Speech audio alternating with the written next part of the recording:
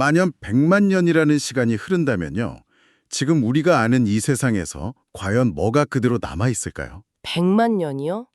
와, 진짜 까마득한 시간이네요. 네, 아주 먼 미래 이야기 같지만 오늘 저희가 함께 살펴볼 자료들, 특히 100만 년 후에도 남을 소수의 비밀이라는 글 발췌해보니 바로 이 질문에서 이야기를 시작합니다. 이걸 바탕으로 해서 거의 영원처럼 느껴지는 수학, 그중에서도 가장 알쏭달쏭한 존재, 바로 소수의 세계를 한번 깊이 파헤쳐보려고 합니다. 100만 년이라 우리 인류 호모사피엔스가 지구에 나타난 게 길게 잡아도 한 20만 년 정도잖아요. 그렇죠. 그 뭐랄까 비교적 짧은 시간 동안 농업도 시작하고 종교 만들고 산업혁명 거쳐서 지금은 스마트폰으로 다 연결되고 20만 년에 이 정도 변했는데 100만 년 후는 정말 상상하기조차 힘들죠. 맞아요.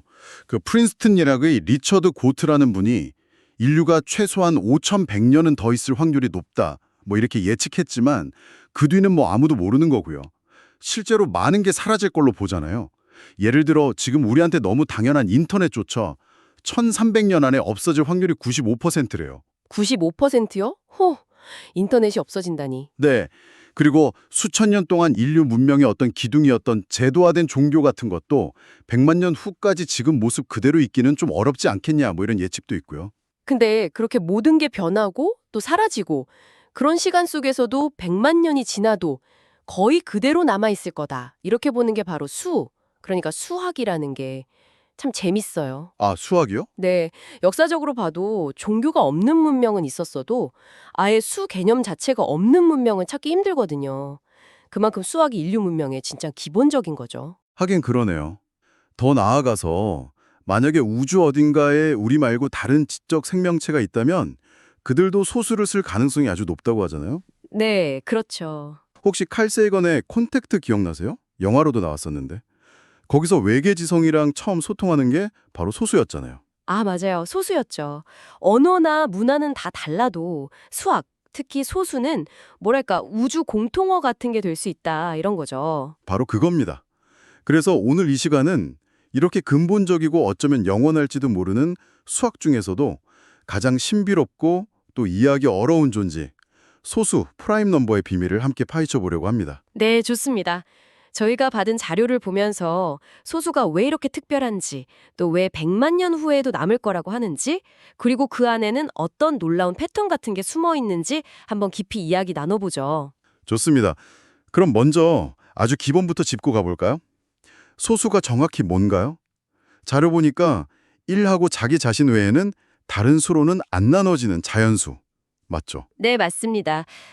2, 3, 5, 7, 11, 13 이런 수들이죠. 정의는 되게 간단하네요. 네, 정의 자체는 초등학생도 금방 이해할 수 있을 만큼 간단해요.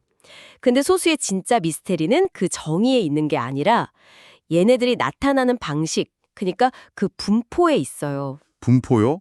어떻게 나타나는데요? 예를 들어서 처음 10개 자연수 안에는 2, 3, 5, 7 이렇게 소수가 4개나 있잖아요. 비율로 보면 40%죠. 꽤 많네요, 처음엔. 그렇죠. 근데 1부터 100까지 자연수 중에는 소수가 딱 25개예요. 비율이 25%로 줄었죠. 주로 드네요. 네. 근데 더 나아가서 예를 들어 99만 9,900부터 1,000만까지 이 만 개의 숫자 사이에는 소수가 몇 개 있을 것 같으세요? 글쎄요, 훨씬 적겠죠. 한 100개? 놀랍게도 딱 9개뿐이래요. 네, 10,000개 중에 9개요. 네, 0.09%죠. 그러니까 수가 커질수록 소수는 점점 더 띄엄띄엄 나타나는 거예요. 와, 진짜 제멋대로 나타나는 것처럼 들리네요. 규칙 찾기가 거의 불가능할 것 같은데요. 그렇죠. 그래서 핵심 질문이 바로 이겁니다. 이렇게 불규칙하고 예측 불가능해 보이는 소수의 배열 속에 정말 아무런 질서도 없을까? 아니면 혹시 우리가 아직 모르는 어떤 깊은 패턴이 숨어 있는 건 아닐까? 아하, 바로 그 질문이군요. 네, 그게 바로 인류 역사상 가장 똑똑했던 수학자들조차도 풀지 못한 정말 어려운 문제 중 하나예요. 소수의 패턴을 찾으려는 시도는 수백 년 동안 계속됐는데 계속 실패했죠. 실패했다고요? 네, 심지어는 소수 연구에 너무 빠지면 정신 이상해진다는 그런 흉흉한 소문까지 돌았을 정도니까 얼마나 어려운 문제인지 짐작이 가시죠. 자료에 인용된 철학자 짐 홀트 말 보니까 인간이 생각해낸 것 중 가장 어려운 문제라고 했고, 심지어 소수에 도전하는 건 신의 영역에 도전하는 거고, 정신질환은 그 벌이다, 이런 농담까지 있었다니 이건 뭐 그냥 수학 문제가 아닌데요. 네, 정말 그렇죠. 뭔가 경외감마저 들게 하죠. 근데 이렇게 도저히 못 풀 것 같던 문제에 첫 번째 실마리가 보인 게 18세기 중반이에요. 스위스의 천재 수학자 레오나르트 오일러 덕분에요. 오일러요? 어떤 발견을 했는데요? 오일러가 소수들, 그러니까 2, 3, 5, 7 이런 애들만 이용해서 어떤 무한 합계를 계상하고 있었어요. 근데 그 결과가 진짜 전혀 예상치 못한 값으로 딱 떨어지는 걸 발견한 거예요. 어떤 값인데요? 바로 원주율 파이 있잖아요. 3.141592 그거 제곱한 값을 6으로 나눈 값이었어요. 네. 잠깐만요. 파이요? 소수들만 가지고 뭘 했는데 갑자기 원주율이 나왔다고요? 그게 왜 그렇게 놀라운 거죠? 이게 왜 놀랍냐면요. 소수는 기본적으로 정수론, 그러니까 수 자체의 성질을 다루는 분야잖아요. 네. 근데 파이는 완벽한 원의 둘레와 지름의 비율이니까 보통 기하학이나 해석학 쪽에서 나오거든요. 전혀 다른 동네 이야기라고 생각했던 거죠. 아하. 근데 그 둘이 연결된다는 첫 증거가 나온 거예요. 불규칙해 보이는 소수들 뒤에 뭔가 우리가 모르는 깊은 질서나 구조가 있을 수 있겠다. 이런 강력한 힌트를 준 거죠. 와, 진짜 신기하네요. 혼돈 속에서 질서의 실마리가 보이기 시작했다. 이런 느낌이군요. 그렇죠. 오일러가 문을 연 셈이죠. 그 뒤로 한 100년쯤 지나서 1859년에 독일의 또 다른 천재 수학자 베르나르트 리만이 이 문제에 정말 결정적인 기여를 합니다. 리만이요. 이번엔 어떤 함수인가요? 복소수 이야기가 나오던데요. 네, 맞아요. 리만은 오일러가 다뤘던 함수를 더 발전시켰는데 그냥 실수만 생각한 게 아니라 복소수라는 더 넓은 세계로 확장했어요. 복소수는 실수에다가 제곱하면 마이너스 1이 되는 가상의 수 i를 붙인 거잖아요. 네, 고등학교 때 배운 기억이 가물가물하네요. 이걸 쓰면 2차원 평면 위에 수를 나타낼 수 있게 돼요. 리만은 이 확장된 함수, 이걸 리만 제타 함수라고 부르는데 이게 소수의 비밀을 푸는 열쇠라고 생각했어요. 복소수 평면 위에서 함수를 분석했다. 좀 어려운데 그래서 뭘 알아낸 건가요? 0점이라는 게 중요하다고요? 네, 리만은 이 제타 함수 값이 0이 되는 특별한 복소수들, 즉 0점이라는 거에 주목했어요.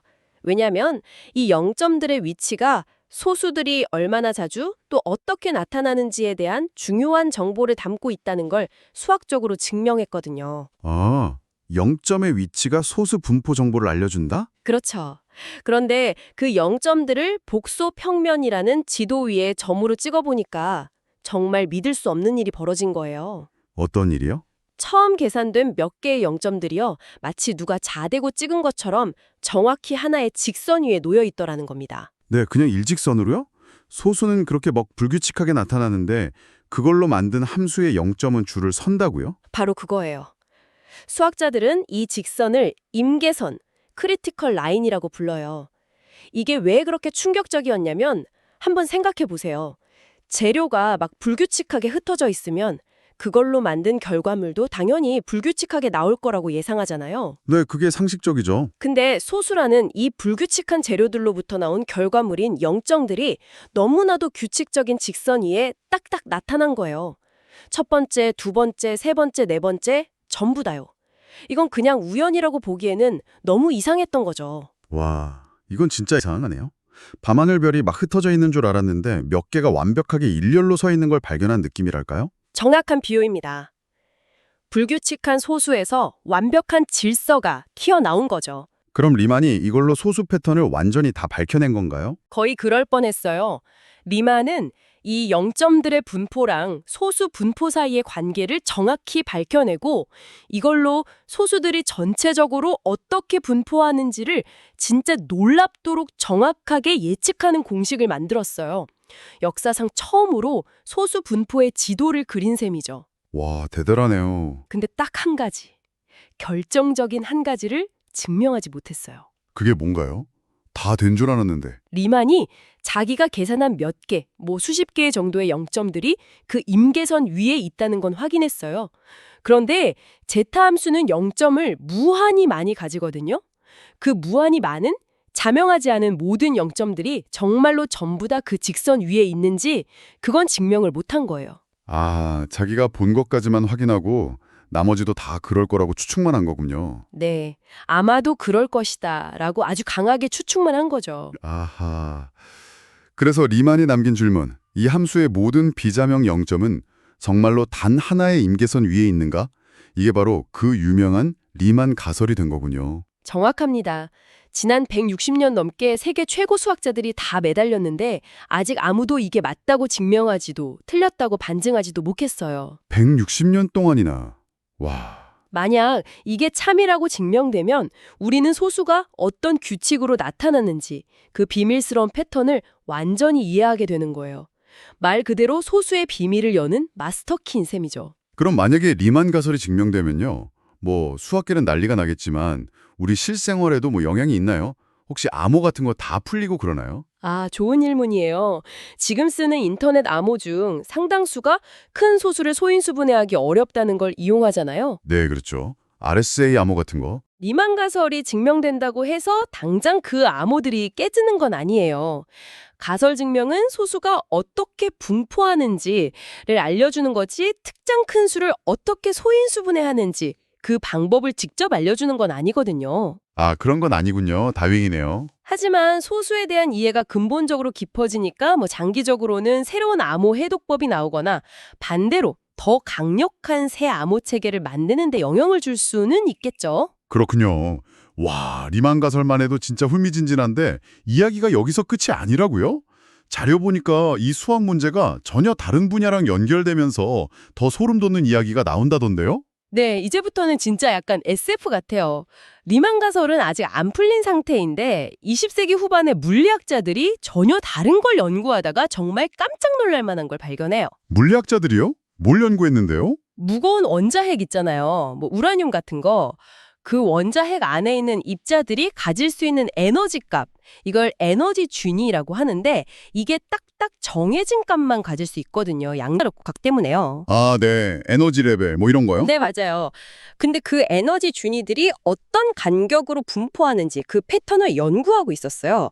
마치 사다리 발판 간격처럼요. 원자핵 내부 에너지 분포.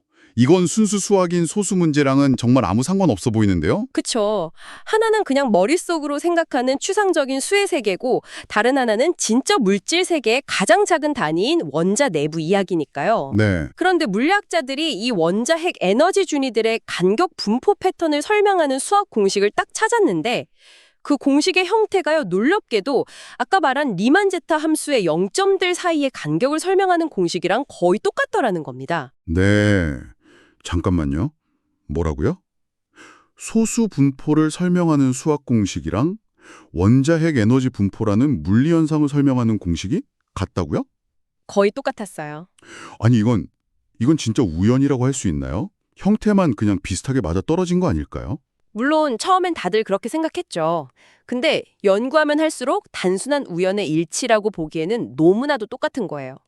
물리학자 프리먼 다이슨이랑 수학자 휴 몽고메리가 우연히 만나서 이야기하다가 이 사실을 알게 되면서 양적 학계가 다 발칵 뒤집혔죠. 와, 전혀 다른 길을 걸어서 산을 오르던 두 팀이 정상에서 딱 마주친 것 같은 상황이었던 거예요. 이게 뭘 의미하겠어요? 추상적인 수학의 세계가 어쩌면 우리가 사는 이 물리적인 현실 세계에 아주 근본적인 패턴을 그대로 반영하고 있을지도 모른다는 거죠. 와, 이건 진짜 상상 이상인데요? 그럼 이게 도대체 뭘 의미하는 거예요? 수학이 그냥 인간이 만든 게 아니라 진짜 우주를 설명하는 언어? 그런 건가요? 글쎄요. 아직 아무도 확실히는 모르죠. 근데 많은 과학자들이나 수학자들이 그렇게 생각하고 있어요. 이 발견이 중요한 건 수학이 그냥 인간의 논리놀이가 아니라 어쩌면 이 우주가 돌아가는 근본적인 운영체제, OS 같은 걸 수도 있다는 가능성을 아주 강하게 보여준다는 점이에요. 운영체제요? 네. 순수한 머릿속 논리의 세계랑 실제 물질 세계가 똑같은 패턴을 따른다는 건 정말 놀라운 일이잖아요. 그 헝가리의 괴짜 수학자 폴 에르더이시 말처럼 신은 주사위 놀이를 하지 않을 수도 있지만 소수에는 뭔가 진짜 이상한 일이 벌어지고 있다는 거죠. 오일러의 파이 발견부터 리만의 0점 배열, 그리고 이 양자 역학과의 연결까지 이게 다 우연이 아니라면 소수는 어쩌면 우주가 우리한테 남긴 어떤 메시지 같은 걸지도 몰라요. 와, 듣고 보니 진짜 소름이 돋네요. 우리가 매일 쓰는 스마트폰 암호나 인터넷 뱅킹 보안 같은 거에 이 소수가 쓰인다는 건 알았지만 그 뒤에 이렇게 깊고 신비로운 이야기가 있을 줄은 정말 몰랐어요. 그렇죠. 100만 년 후에 지금 우리가 쓰는 인터넷 기술이나 종교 같은 건 사라질지 몰라도 2, 3, 5, 7, 이 소수라는 개념 자체랑 그 안에 숨겨진 패턴의 미스테리는 변함없이 남아있을 가능성이 아주 높아요. 어쩌면 미래 인류는 리만 가설도 풀고 소수랑 양자역학의 연결고리도 완전히 이해해서 우주의 더 깊은 비밀을 알게 될지도 모르죠.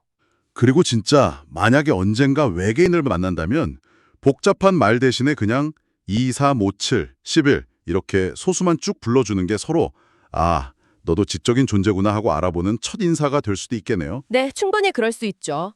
수학, 특히 서수는 그냥 학교에서 배우는 어려운 과목이 아니라 우주의 근본 질서를 탐구하고 시간을 넘어서고 어쩌면 다른 지적 생명체와도 통할 수 있는 그런 보편적인 언어라고 봐야 할 것 같아요. 100만 년 후에도 아니 어쩌면 우주가 끝날 때까지 남아있을 진리인 셈이죠. 네, 오늘 저희는 여러분이 주신 자료를 통해서 소수가 그냥 숫자가 아니라는 걸 다시 한번 확인했습니다.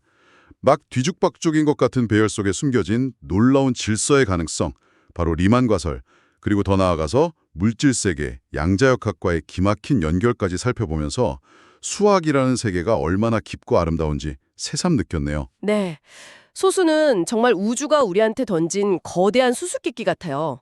그 안에는 아직 우리가 풀지 못한 비밀들이 가득하고 그걸 풀어가는 과정 자체가 인류 지성의 위대한 도전인 거죠. 자, 그럼 마지막으로 이런 질문을 한번 던져보면서 오늘 이야기를 마무리할까 합니다. 만약에요, 소수라는 이 추상적인 수학 패턴이 원자핵 에너지 준이라는 구체적인 물리 현실의 패턴을 정말로 반영한다면 이건 혹시 시작에 불과한 건 아닐까요? 우리가 아직 발견하지 못한 또 다른 어떤 깊은 연결고리들이 이 수학의 세계와 우리가 사는 현실 세계 사이에 숨겨져 있는 건 아닐까요? 어쩌면 소수는 우주 전체를 꿰뚫는 어떤 거대한 법칙의 한 조각, 우리에게 보내는 메시지의 일부일지도 모른다는 생각 한번 해보시는 건 어떨까요?